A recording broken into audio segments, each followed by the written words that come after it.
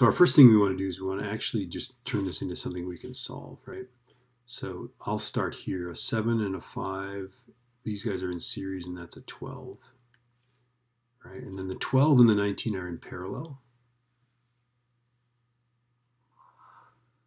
So that's going to be left parenthesis, 12 to the minus 1 plus 19 to the minus 1, the whole thing, right parenthesis to the minus 1. That's 7.3548 ohms, right? And now we can solve, right? It's a battery with 3 ohms, 7.3548, and 6. So we're set, right? So A1 is V over R. That's the, and by the way, A4 also, the same current that goes here has to come back here, right? So A4 is also equal to A1.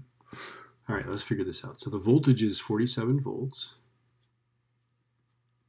And then the resistors are 3 plus 7 plus, what's the next one? 6. Okay, so 47 divided by left parenthesis 3, 3 plus up arrow. I'm going to grab this whole value and pop it into the expression. So up arrow, enter, plus 6, right parenthesis. And that is 2.8738 roughly amps.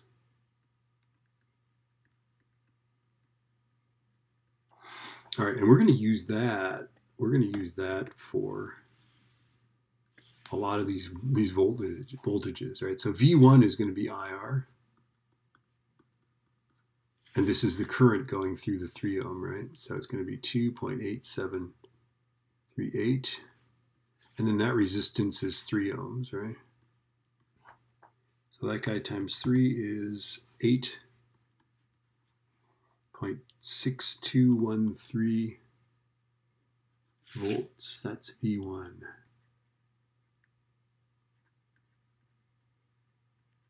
All right, so now let's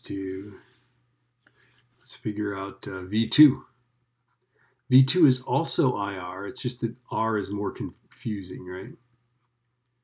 So our I is 2.8738, and we're pretending this whole thing here is this resistance, right? So 7.3548. So let's find that guy. I go up arrow, I grab this whole number, times, and then I'm going to go up and find the 7 point, there it is. And that is 21.1361 volts. And we're going to use that because that's the voltage across that whole sub-circuit. All right, let's see. Now we can pick up some of these ammeters that are down in here. Okay, so for example, let's look at A2 here, okay? A2 is just V over R, that's a current, right? So voltage over resistance. Okay, and the voltage is going to be V2, right? So it's V2 basically divided by the resistance along that path, right? So it's going to be V2 divided by, and then along this path here is 12 ohms, right? So V2 is 21.1361 divided by 12.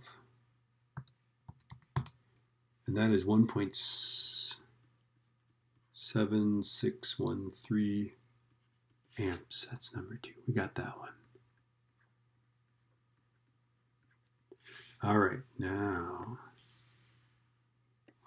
let's find A3. A3 is going to be the same potential, whatever that voltmeter is reading, right? Okay, it's just going to be V2 divided by 19. Okay, that's 21.1361 divided by 19. Let's grab that whole number there.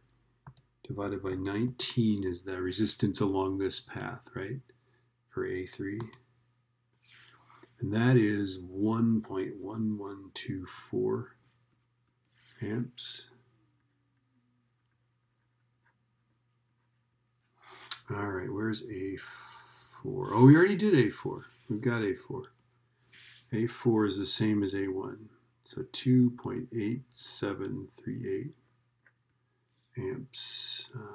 Oh, V2, we've got some of these guys too. We've got V2. Okay, we got V2 is 21.1361. Okay, we don't have V3 though. We got to look at V3. Well, let's figure this out. V3 is IR. We got to figure out what I and what R. Okay, it's going to be the current that's going through this side right here. Okay, and that current is A2, isn't it? It's this guy. We read it there. So it's going to be basically the reading on A2, right? And then the resistance here is 5 ohms. That's what we're looking at. We could look at the whole thing, you know, and then it would be 21.1361, right? But we're only looking at 5/12 of the whole voltage, right? Okay, so I'm going to take that same current and multiply by 5, because we're only looking at that part of the potential drop, right? So that is 1.7613 times 5. Let's find that. Boom, times 5. And I'm getting that is 8.8067. 8067 volts. By the way, just for kicks, you can also figure out V3 because these are voltage dividers. That is 5/12 of the total voltage, so you can go 5/12 times 21. That has to work too. So I'm going to grab that 21 number. There it is. Times 5 divided by 12.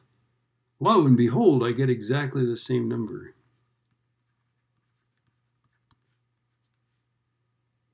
Ta-da. That's fun. All right.